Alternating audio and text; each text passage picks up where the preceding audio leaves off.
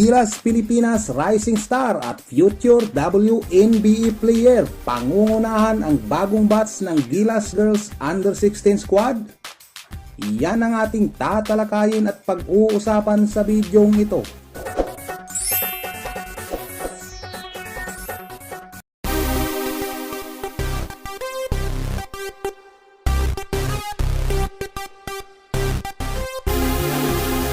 Halos 2 linggo na nga lang ay magsisimula na ang local tryouts sa bagong batch ng ating Gilas Girls Under 16 squad para sa paparating na FIBA tournaments gaya ng Siaba Qualifiers at sa 2025 FIBA Women's Under 16 Asia Cup.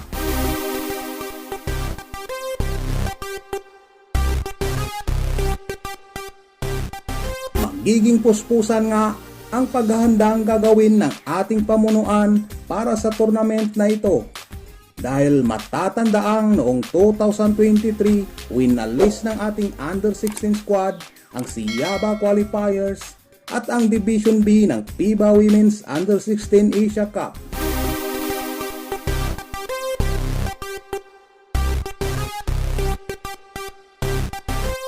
At ngayong taon na to, sa unang pagkakataon nga, ay sasabak sa pinakamalakas na division ang ating Under 16 squad. Kaya sa tingin ko mga boss, hindi papayag ang ating pamunuan na mapunta na lang sa wala ang pinaghirapan ng ating Under 16 squad noong 2023. Wala pang nabubuong lineup at wala pang pahayag ang ating pamunuan sa kung sino-sino ba ang maaring mapasama sa bubuing kupunan. Ngunit kung natatandaan nyo si Tiffany Reyes, 13 years old lang siya nang mapasama ito sa ating Under 18 squad na nagwalis din sa FIBA Under 18 Siaba Qualifiers at sa FIBA Women's Under 18 Asia Cup noong nakaraang taon. At nakakamangha ang naipakita niya sa naturang 2 tournament. May mataas na IQ, maganda ang kanyang ball handling at mataas ang percentage ng kanyang outside shooting.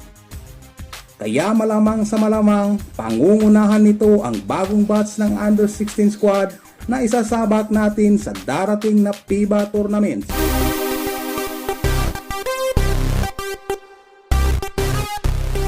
Kung naaalala nyo mga boss, Setyembre nga ng nakaraang taon nang maimbitahan ito sa West Virginia Thunder UEE program para sa development ng kanyang basketball skills.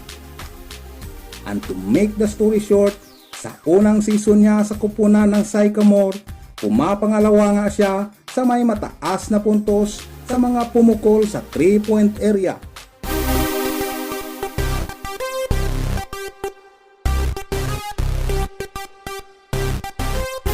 At sa kanyang 24 games played sa naturang koponan, nag-a-average na siya rito ng 8.3 points per game. Napakataas na ito mga boss para sa isang bata at baguhang player na tulad niya.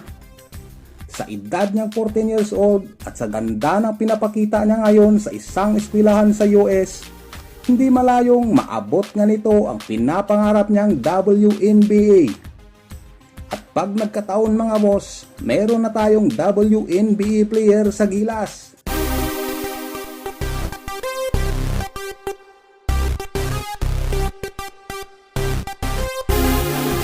Hindi pa naman confirm na isa nga siya sa ibabandira ng ating pamunuan sa bubuing lineup. Pero syempre, inaasahan na natin na pangungunahan nga niya ang bagong batch ng Batang Gilas Women's Under 16 squad. Dahil bukod sa kanyang experience sa mga international games, 6'2" ang height nito mga boss. Bibihira sa isang 14 years old, lalo pat babae, at playing in a guard and forward position. Isang malaking advantage na yan para sa kanya, para sa isang future WNBA player.